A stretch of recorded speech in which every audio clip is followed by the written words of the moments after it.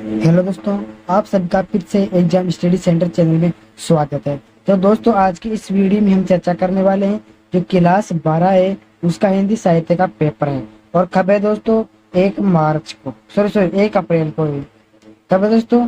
1 अप्रैल को है। तो उसके मॉडल पेपर है, तो उसकी चर्चा करने वाले हैं। तो पूर्णांक 80 नंबर का रहने वाला है और 3.25 घंटे का आपका पेपर रहने वाला है। तो दोस्तों शुरू करते हैं। पेपर को शुरू करने से पहले आप सभी से निवेदन है कि हमारे चैनल को सब्सक्राइब जरूर करें ताकि सबसे पहले आप तक नोटिफिकेशन पहुंच जाए हम।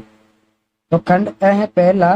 तो निम्नलिखित अपठित गद्यांश को ध्यानपूर्वक पढ़कर दिए गए वस्तुनिष्ठ प्रश्नों के उत्तर आपको उत्तर पुस्तिका में लिखना है। तो इस गद्यांश को आपको ध्यानपूर्वक पढ़ लेना है और जो नीचे प्रश्न दिए गए हैं उसको आपको ध्यानपूर्वक करना है।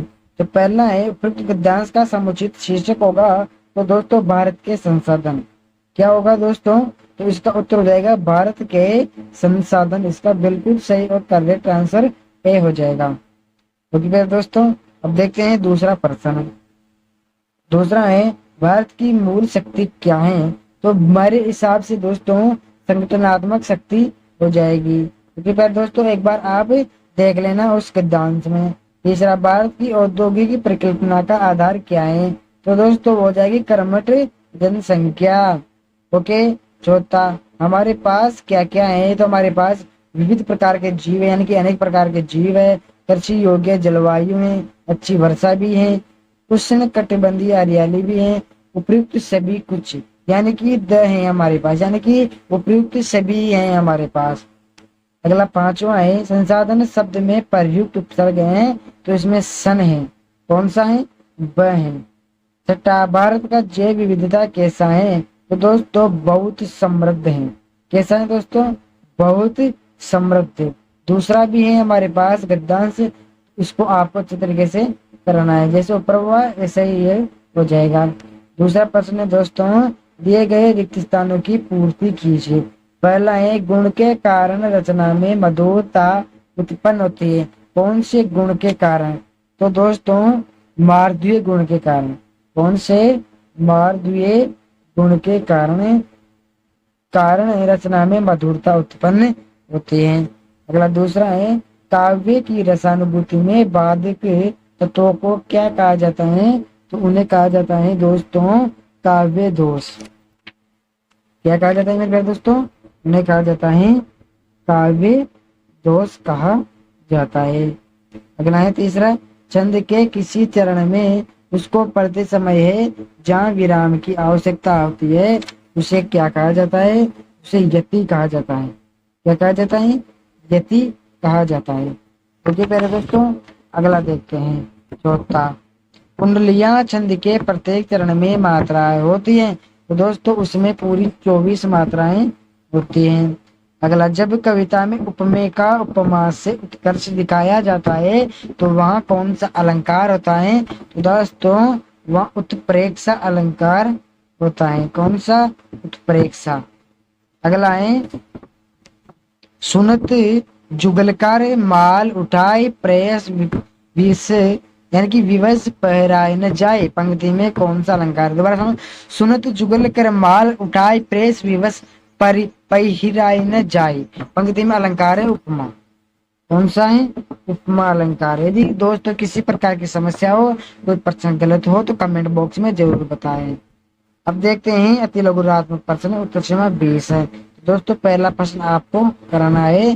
दूसरा, विभावना अलंकार को स्पष्ट करना है। विभावना अलंकार है जब किसी कारण के न होते हुए भी कार्य का होना पाया जाए। जब किसी कारण कार्य का होना, किसी का कारणवश कार्य का न हो लेकिन फिर भी कार्य का होना पाया जाए, वही क्या कहलाता है? विभावना अलंकार कहलाता है। और इसका उदाहरण देखते हैं। बिनु पग चले सुने बिनु काना, कट बिनु कर्म करे निधि नाना। ओके, इस प्रकार से। तीसरा है, खेल बीट किसे सौंपी जानी चाहिए? तो खेल बीट दोस्तों किसी विशेष खेल के प्रसिद्ध खिलाड़ी अथवा किसी क्रीड़ा प्रशिक्षण संस्थान से संबंधित अधिकारी या कोच को खेल बीट सौंपना चाहिए। अगला है, किसी विशेष रिपोर्ट की भाषा किसी तरह की होनी चाहिए? तो किसी घटना या रिपोर्ट किसी विशेष रिपोर्ट की भाषा विशेष विषय कहाँ पर गए हम, सरल और सरल सहज और आम बोलचाल सी होनी चाहिए। ओके दोस्तों, अगला फीचर किसे कहते हैं संक्षेप में लिखिए। तो फीचर किसी घटना या विषय विषय वस्तु व्यक्ति के बारे में लिखा गया ही फीचर कहलाता है।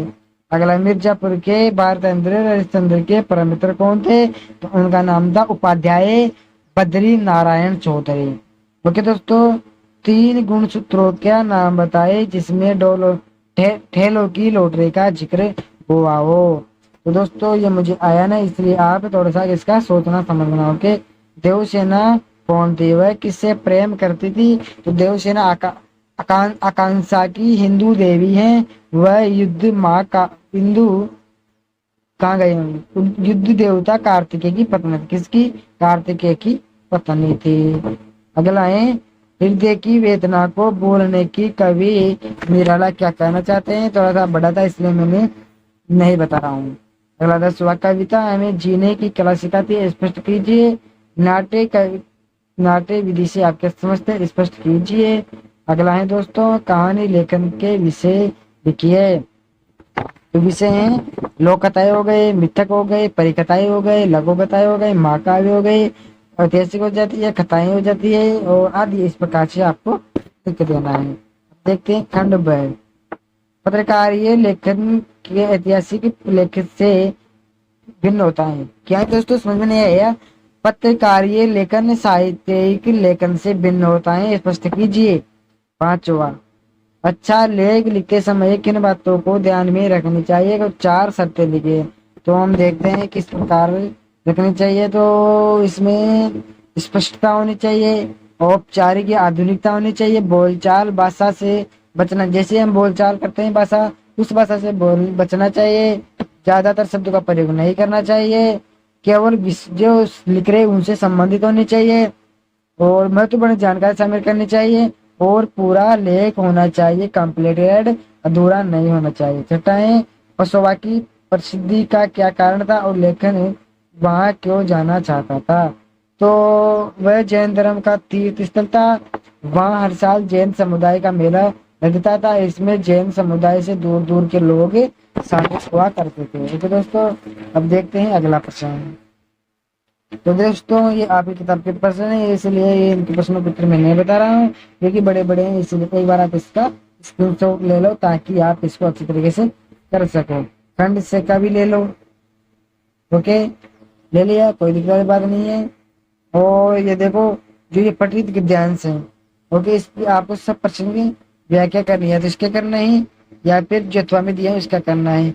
और पठित गद्यांश सब प्रश्न है तो इसकी करनी है या फिर इसका करना है। ओके दोस्तों, अब 21वां प्रश्न है कि आपको 400 शब्दों में एक पर निबंध लिखना है। या तो मेरे कवि पर लिखिए, मेरे प्रिय कवि, या फिर कामकाजी महिला राष्ट्र निर्माण, राज्य राजस्थान भाषा साहित्य पर योग और छात्र जीवन, इन चारों पर आपको किसी पर निबंध लिखना है। ओके दोस्तों, तो आपका पूरा ये मॉडल पेपर कंप्लीट हो चुका है। 21 प्रश्न है, इस प्रकार से आपको प्रश्न आएंगे मॉडल पेपर और इस प्रकार से आप हल करना है। ओके दोस्तों, कल देखेंगे दूसरा मॉडल पेपर। सभी दोस्तों का जय हिंद, जय भारत।